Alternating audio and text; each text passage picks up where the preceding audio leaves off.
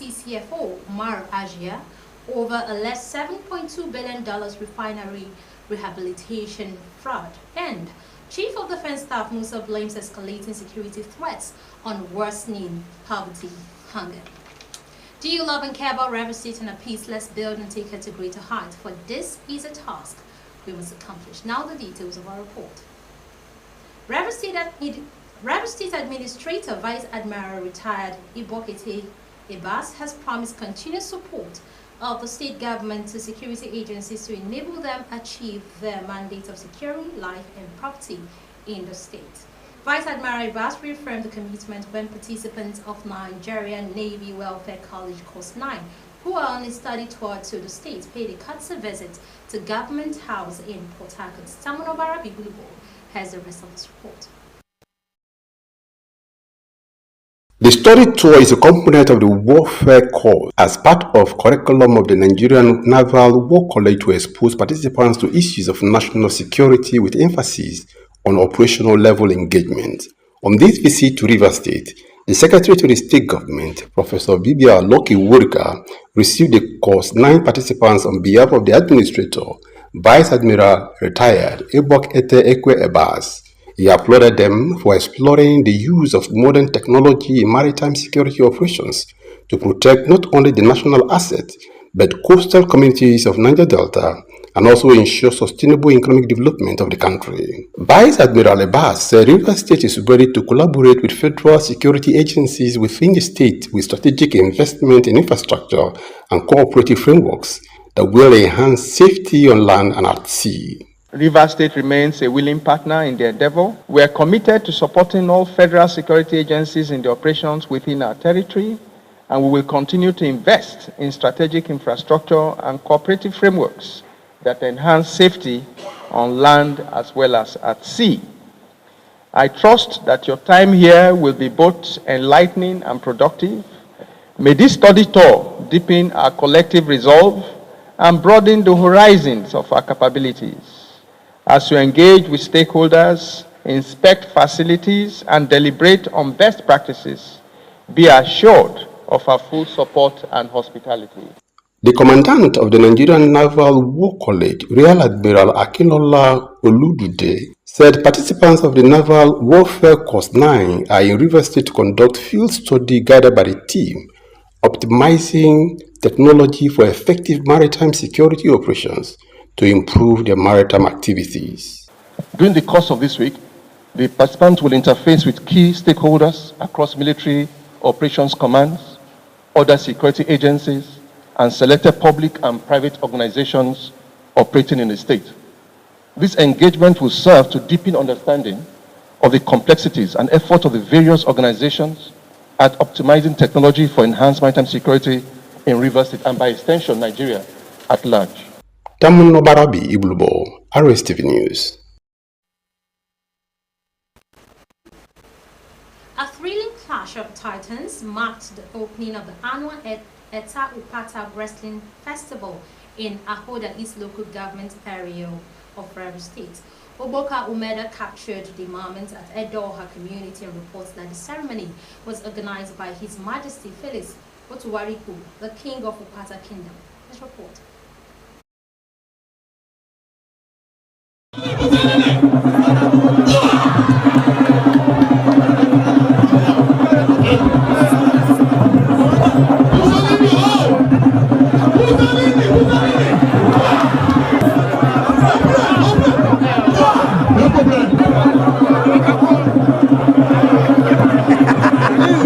Addressing the gathering before the commencement of the bout, Otuwariku warned misguided youth to shun crime, highlighting the efforts to engage them meaningfully through cultural activities.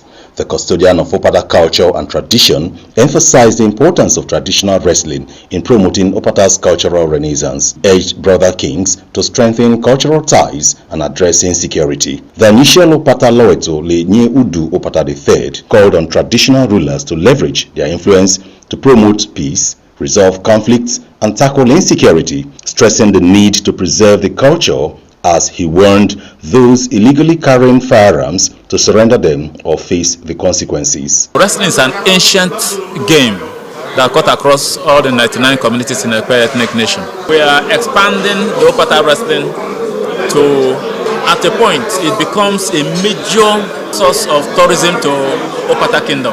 If by next year we have this robust sponsorship, there will be intensive publicity.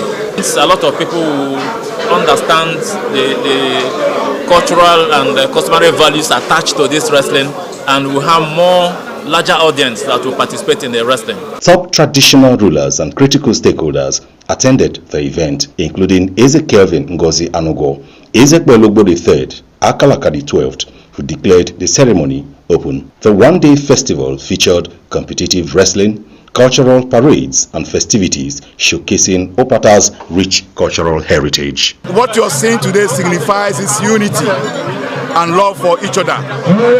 Wrestling is what brings everybody together in Ekwe land, irrespective of the differences.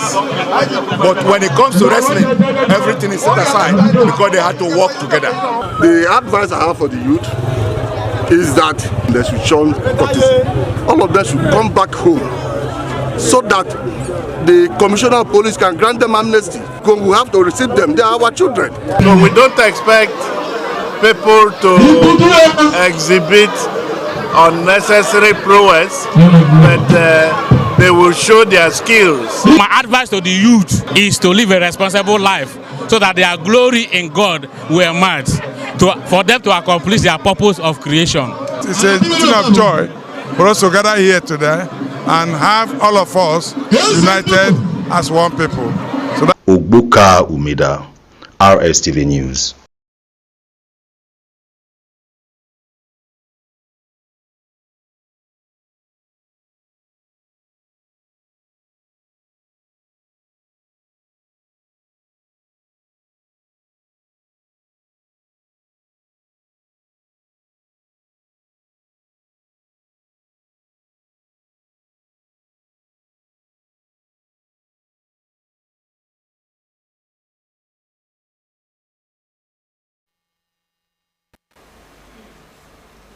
Nigeria Liquefied Natural Gas Limited ignites passion for science as community secondary school, which emerges winner of the 2025 Science Quiz Competition in Port Harcourt. General Manager, External Relations and Sustainable Development, NLNG, Dr. Sophia Horsford, said the company is committed to nurturing scientific excellence and promoting sustainability. Hannah Amon tells the story.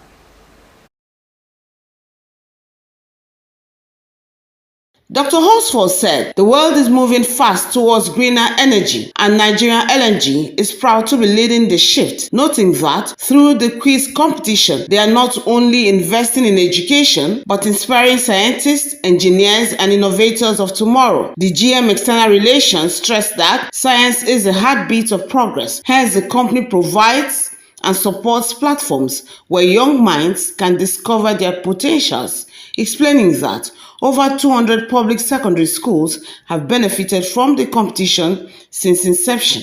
As a business aspiration, NLNG is committed to inspiring a sustainable future through science and through other impactful interventions. Some of these have been education, health, economic empowerment, and infrastructure development. The quiz is one way in which we as an organization give back to help build a brighter future for our youth and our country. Permanent Secretary, Ministry of Education, Dr. Azibo Lanari Uzo-Mawago, represented by Director in the Ministry, Mrs. Tam Job Iniesifikabo, lauded the Nigerian Liquefied Natural Gas Limited for their dedication in fostering scientific inquiry and academic excellence amongst youths in the state by their unwavering commitment to education and innovation, which she described as a testament of the transformation power of public-private collaboration. The Nigeria LNG quiz competition over the years have gradually evolved beyond a context of intellectual. It is now a dynamic platform for discovery, exploration, and practical application of scientific knowledge. It encourages healthy competition, critical thinking, and a culture of inquiry traits that are dispensable in a rapidly changing world. Chairman Science Teachers Association, River State Chapter, Dr. Peter Nwago, said this year's theme, Renewable Energy, the Future of Sustainability, is apt as we navigate the challenges of climate change and environmental sustainability, adding that to create a sustainable future, there is need to empower the younger generation with requisite knowledge to drive innovation and progress. I offer a sincere appreciation to you for your continued support to this competition. Your investment in the education and development of our young people is a testament of your commitment to the future of our dear state and nation. Once again, we welcome you to the LLNG 2025 Science Meet competition. May this event inspire and motivate us all to strive for excellence in science, technology, engineering, and mathematics. 8 government secondary schools from local government areas across the state made it to the grand finale. Bonny National Grammar School took the 3rd position, while the 2nd position went to Government Secondary School, GRA Port Harcourt, and Community Secondary School Igbo Iche grabbed the 4th position. The winners shared their joy. I don't know how to express my joy itself. I'm just happy. I'm grateful. So, thank you to the LNG Science Quiz for all they have been doing to empower the students in science and technology. Hannah Ahmad, Rstv News. The murder trial of 12 suspects who allegedly killed a female police officer, Inspector Christiana Erikere at Taba Police Division in Kana local government area of Rivers State has been stalled at the Rivers State High Court sitting in Port Harcourt. The case suffered setback due to the absence of counsel representing first and third defendants, Sonny Nwokolo. Our correspondent Doris Thomas Morrison reports that the trial judge, Justice Augusta Chukwu, due to the absence of counsel to DW1 and DW3, adjourned the matter to 26th of June 2025 for evidence of defense witness 4. Recall that 12 individuals are standing trial for allegedly attacking and killing the police inspector Christiana Erikere during a fracas at the Taba Divisional Police Checkpoint in Kana local government area. On the federal stage, President Bola Tinubu has stressed the importance of rural connectivity in driving national growth and prosperity. Speaking in Abuja while inaugurating the 15-kilometer A2Pay Town Road in Kwale Area Council of the Federal Capital Territory, the President declared infrastructure means nothing if it is not developed for the benefit of the people. President Tinubu called on the Pay community to take ownership of the road and preserve it for local growth. The President noted that on his way to Pay from Sheda, after inaugurating 2,000 tractors for mechanized farming, he observed the pressing need for grain farmers and livestock owners to establish grazing opportunities and do what's necessary to improve productivity. Brazilian Vice President Geraldo Alckmin has arrived in Abuja for the 2nd session of the Nigeria-Brasilia Strategic Dialogue Mechanism, SDM, aimed at strengthening bilateral relations between both countries. Accompanied by his wife Maria Lucia Alckmin, the Vice President touched down at the presidential wing of the Nnamdi Azikiwe International Airport, where top Nigerian officials received him. Among those present to welcome the Brazilian delegation were the Deputy Chief of Staff to the President, Senator Ibrahim Hassan Adija, the Minister of Industry, Trade and Investment, Jumoke Uduwale, the Minister of Livestock Development, Idi Mukhtar Meha, and the Minister of Agriculture and Food Security, Senator Abubakar Kyari. The high-level diplomatic visit marks the beginning of a 3-day summit expected to culminate in the signing of over 30 memoranda of understanding across key sectors including defense cooperation, agricultural technology transfer, energy collaboration, health, education, and cultural exchange. Vice President Kashim Shettima will host Alckmin throughout his visit, which will feature several joint events, including the opening ceremony of the Strategic Dialogue of the State House Conference Center, Abuja. The federal government has reacted to the security advisory issued by the Embassy of the United States in Abuja, restricting its staff and their families from non-official travel to military sites or other government facilities in the Federal Capital Territory, Abuja. Minister of Information and National Orientation Mohammed Idris, who confirmed the federal government's position in the statement, assured all residents and visitors of the FCT of security. The minister reiterated the commitment of the federal government to the safety of all residents and maintaining Abuja's reputation as one of the most secure capitals in the world. He assured them that the country's security and intelligence agencies were monitoring developments across the country and were fully prepared to respond decisively to any threats. Idris urged citizens to conduct their lawful activities without fear, while also remaining vigilant and reporting any suspicious activities to the relevant authorities. You're still watching the news at 3. Do you love and care about Rstv State and a peace? Let's build and take her to greater heights. But this is a task we must accomplish. Still to come, Uganda's President Yoweri Museveni to seek re-election, and Israeli military kills dozens in latest attacks on Gaza aid seekers. Details of these and more when we return from the break. Please stay. This is Rstv World News. We bring you world-class news, accurate, first-hand, entertaining, balanced analysis. Rstv, Channel 22 Port Harcourt.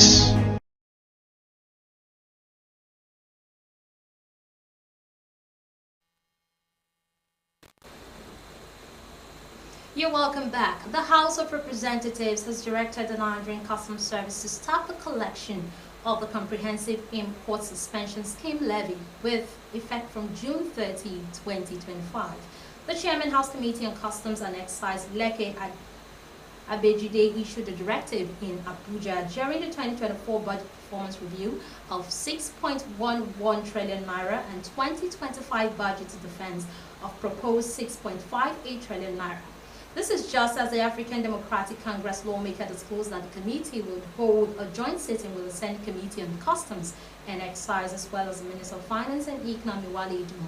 On the committee, Abejide demanded an explanation for the service's inability to fully fund its personnel costs, overhead costs, and capital projects despite suppressing the total revenue projection for the year 2024.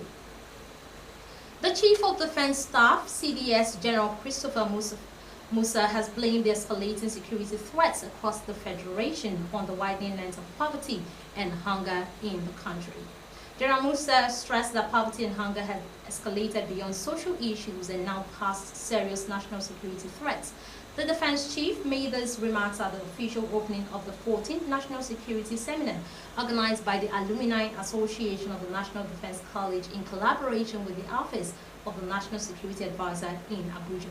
Represented by the Chief of Defense Training, Rear Admiral Ibrahim Shatima, the defense chief noted that the world is no longer solely defined by armed conflict, but also by widespread economic hardship, food insecurity, and social dislocation.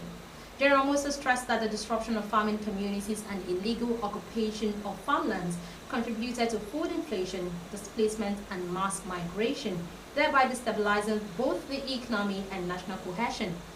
He called on communities to deny criminals and terrorist sanctuary by supporting intelligence gathering, timely reporting, and community vigilance.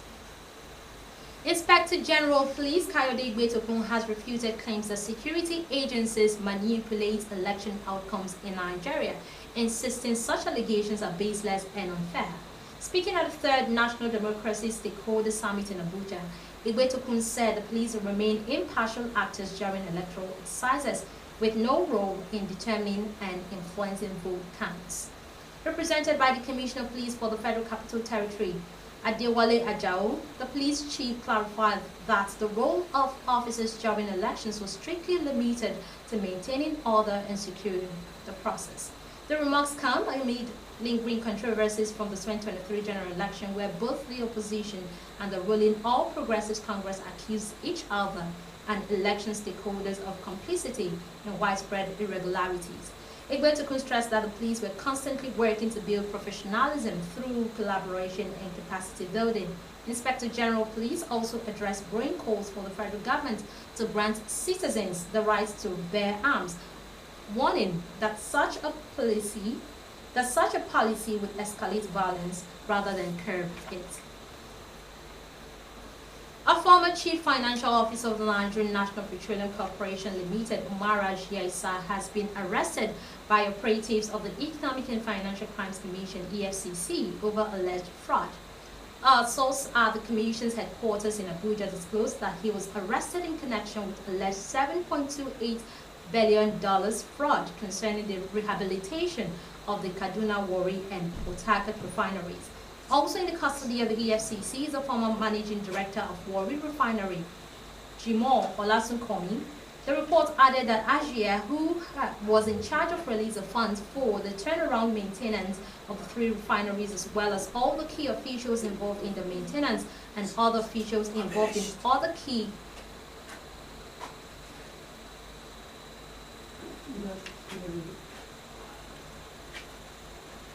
NNPC projects were being investigated for alleged abuse of office, corruption, diversion of funds, and kickbacks from contractors.